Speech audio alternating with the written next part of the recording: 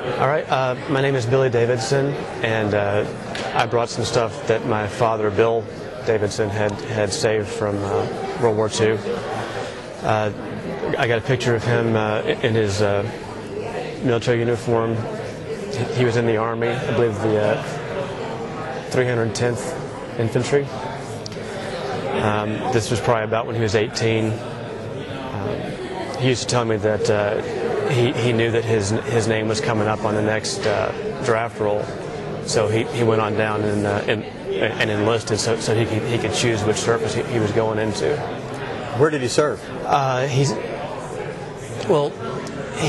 ended up serving in Berlin, basically after hostilities were over there. He always told me that he was in basic training, and they were training to storm the beaches of Japan. And then one day they basically shut the camp down, and they called everybody out onto the parade ground, and they basically sat there almost the entire day, and nobody knew what was going on. Finally, the general in charge of the camp came out and told them that they had dropped the atomic bombs on Hiroshima and Nagasaki, and that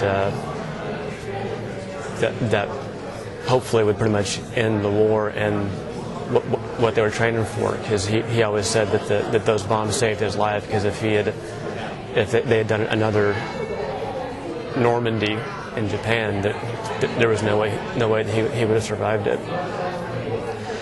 But after that, he got assigned to doing clerical work in Berlin, and he was processing soldiers coming home from Europe.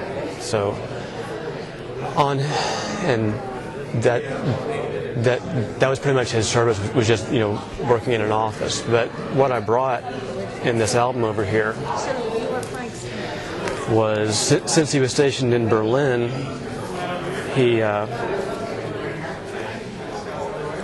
took time off to go around and do sightseeing. He was big into photography, so he took almost all of these pictures. That's a great history, Goering's house. Yeah, and there's one that I'll get to in just a minute that he and his friends went over into the Russian-controlled East Berlin. Right. And they were on some kind of guided tour where there was some Russian soldiers with them, and they took the tour past where Hitler's bunker was. And my dad asked if they could go in, and they told him no, because they had it locked down and everything. Right. Later on, he and his friend came back by themselves, and there was nobody around, so they went in. Let's see it.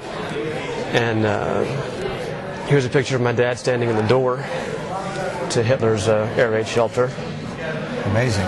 And here's one of him standing in Hitler's bath in the shelter that his friend took. He's doing the Sieg Heil salute. Yeah, doing the classic Sieg Heil salute. Wow, this is really amazing.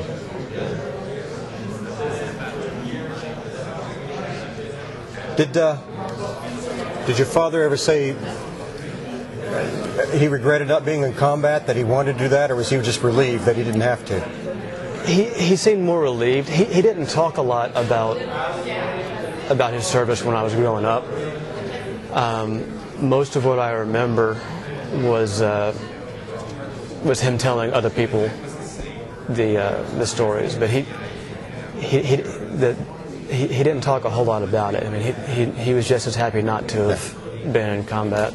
That was kind of typical of that generation. They didn't talk a lot about their experiences, isn't that right? I think so. Yeah. That's what we've heard from a lot of people.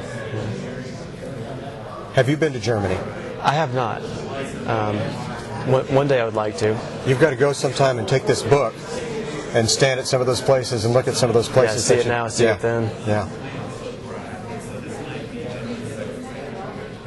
Well, that's really great. Here's one more. It was interesting. I saw a special on WSU a while back about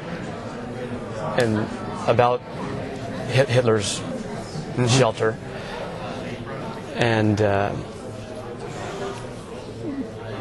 was one thing when I was cleaning out my dad's things that I found, and it's tucked away in a box somewhere, but it looked just like a jack for a pair of headphones, but considerably older. And on the special on WOSU, they had the